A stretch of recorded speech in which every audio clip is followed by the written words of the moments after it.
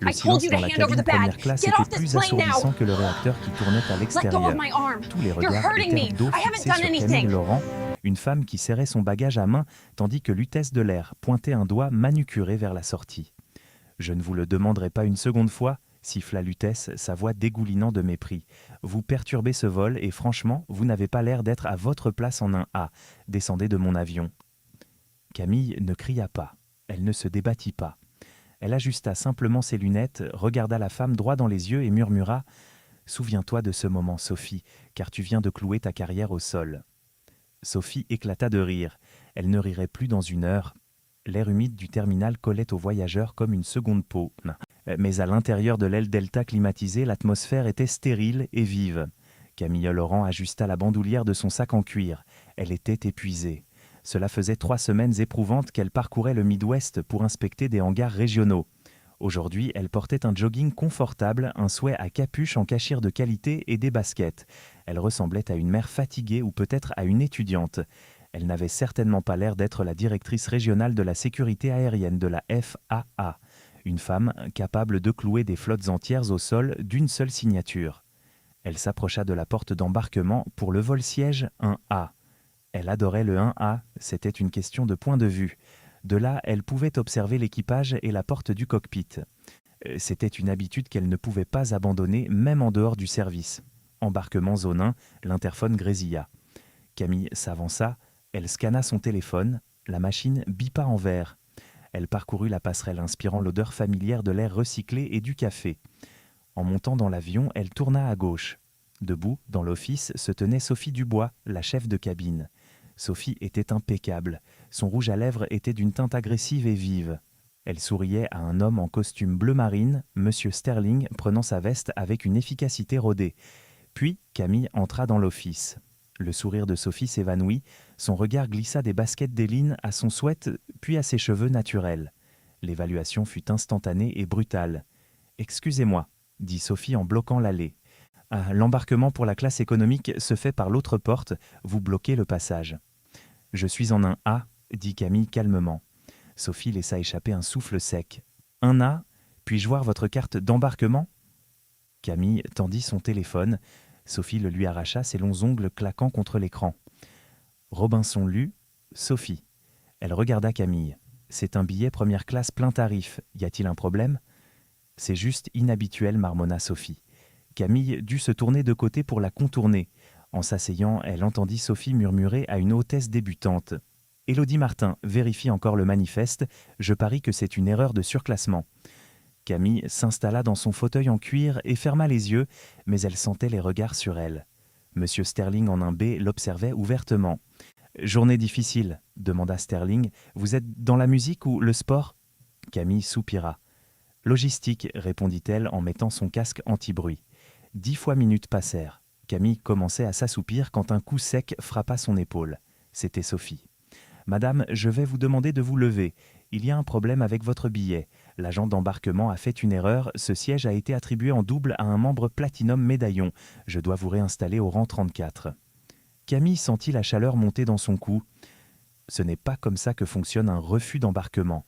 Si je suis installé, vous ne pouvez pas me déclasser de force, sauf pour des raisons de sécurité ou d'équilibrage.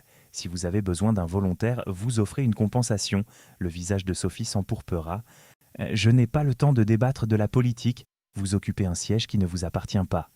Bougez ou j'appelle le commandant. » Monsieur Sterling ricana. « Allez ma belle, l'arrière n'est pas si terrible. » Camille regarda Sophie. « Je ne bougerai pas, j'ai payé ce siège. Si vous avez un membre Platinum qui le veut, c'est un problème entre la compagnie et ce passager. » Sophie se pencha au-dessus d'elle. « C'est moi qui décide qui représente un risque de sécurité et vous êtes belliqueuse. » Elle s'adressa à la cabine.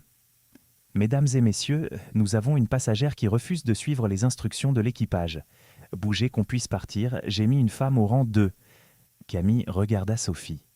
« Vous êtes en train de commettre une erreur très coûteuse et très publique. » Sophie marcha vers le cockpit.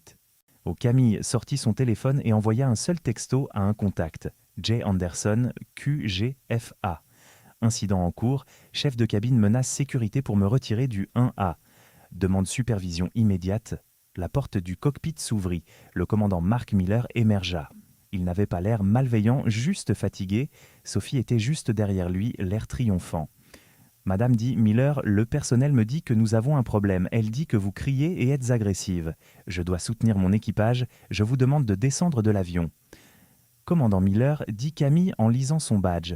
Je vous suggère de vérifier les notes du manifeste. Ceci est une violation des réglementations fédérales. Ne me citez pas les règlements, répliqua Miller. Je vous ordonne de quitter mon avion. Camille détacha sa ceinture. Elle se leva et regarda Sophie qui souriait avec satisfaction. Tu as gagné, Sophie, dit Camille doucement. Mais comprends bien ceci. Une fois que j'aurai quitté cet avion, le compte à rebours commence. Tandis que Camille remontait l'allée, les passagers chuchotaient et filmaient. Probablement une arnaqueuse marmonna quelqu'un. L'humiliation brûlait, mais elle refusa de pleurer. Elle atteignit la porte. L'agent d'embarquement avait l'air confus. Mais mademoiselle Robinson a le statut Diamond. Procède juste au retrait, ordonna Sophie. Ferme la porte. La porte claqua. Camille se retrouva seule sur la passerelle. Elle fouilla dans son sac et sortit son badge officiel. Administration fédérale de l'aviation, directrice régionale Sayor. Elle envoya un texto à Henderson, immatriculation N 834DN. Ils viennent de fermer la porte. Clouez-les au sol maintenant. À l'intérieur de l'avion, Sophie servait un scotch à Sterling, trinquons à la paix et au calme. Sterling rit. L'avion commença à reculer, puis il s'arrêta net. Mesdames et messieurs. La voix de Miller sortit de l'interphone tendu. La tour nous ordonne de rester en attente. Nous retournons à la porte. Sophie fronça les sourcils. Elle alla au cockpit. Commandant, que se passe-t-il ? Miller était blême. Sophie, qui était cette femme ? Le contrôle aérien vient de nous dire de couper les moteurs. Nous sommes cloués au sol par un ordre d'arrêt fédéral. Ils disent que nous avons débarqué illégalement un inspecteur fédéral. Le directeur de l'aéroport et l'administrateur régional de la FAA sont en route. L'estomac de Sophie se retourna. Dehors, trois SUV noirs aux plaques gouvernementales freinèrent dans un crissement de pneus. En tête du groupe marchait la femme au souhait à capuche. La passerelle se reconnecta, la porte s'ouvrit. 2 policiers de l'autorité portuaire montèrent d'abord, suivis du directeur de la station aéroportuaire et de Len. Derrière elle se tenait G. Henderson avec une tablette. James lançait une inspection de piste, ordonna Camille. Récupérez l'enregistreur de conversation du cockpit avant qu'il n'efface la boucle. C'est l'heure les journaux de bord. Attendez, protesta Miller, vous ne pouvez pas prendre le CVR sans assignation. Camille brandit son sceau officiel doré. Commandant Miller, je suis la directrice régionale senior de la sécurité aérienne. J'ai l'autorité de clouer au sol n'importe quel aéronef si j'estime que la sécurité a été compromise. Aujourd'hui, vous avez permis à un membre d'équipage de fabriquer une menace de sécurité à cause de préjugés raciaux. Vous avez compromis la sécurité de ce vol en laissant la discrimination dicter la procédure. Elle se tourna vers Sophie. Sophie tremblait. « Je suis désolée. Je ne savais pas qui vous étiez. C'est dit Camille exactement le problème. Si j'avais été blanche ou si j'avais porté un tailleur, vous m'auriez traité avec respect. Vous avez décidé que j'étais une ordure à jeter. Vous avez utilisé les protocoles de sécurité comme arme. » Anderson s'avança. « Sophie Dubois, vous êtes par la présente retirée du service de vol. Remettez immédiatement votre badge d'équipage. » D'une main tremblante, Sophie décrocha badge. Le commandant Miller fut également retiré pour une évaluation d'aptitude au service. « Je n'annule pas ce vol. » dit Camille aux passagers stupéfaits. « C'est vous qui l'avez annulé en jouant avec la mauvaise passagère. Un équipage de réserve arrive, mais chaque minute de ce retard est inscrite dans votre dossier. » Sophie et Miller furent escortés hors de l'avion dans une marche de la honte, capturés par des dizaines de smartphones. Dans le bureau des opérations plus tard, Sophie sanglotait. « Révocation, ça met fin à ma carrière. » « Vous avez mis fin à votre carrière, dit Camille, quand vous avez décidé que vos préjugés étaient plus importants que la loi. Vous m'avez cloué au sol, maintenant je vous cloue au sol. » Les retombées furent nucléaires.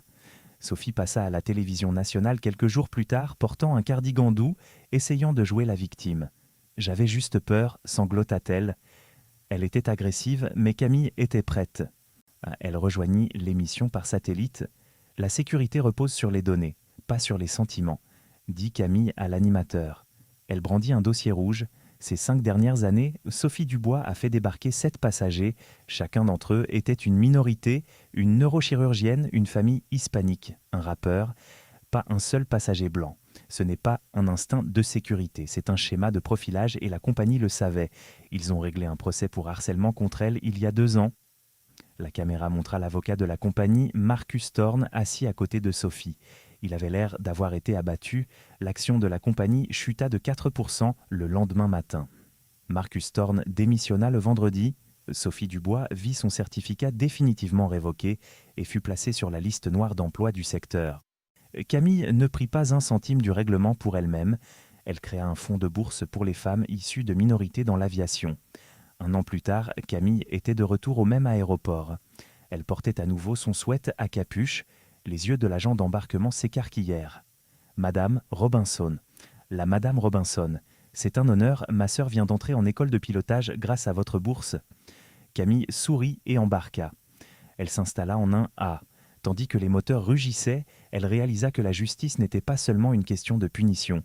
Il s'agissait de dégager le ciel pour que tout le monde, peu importe ce qu'ils portaient ou qui ils étaient, puisse voler sans crainte. Le respect, elle le savait, était obligatoire, pas optionnel. Yeah.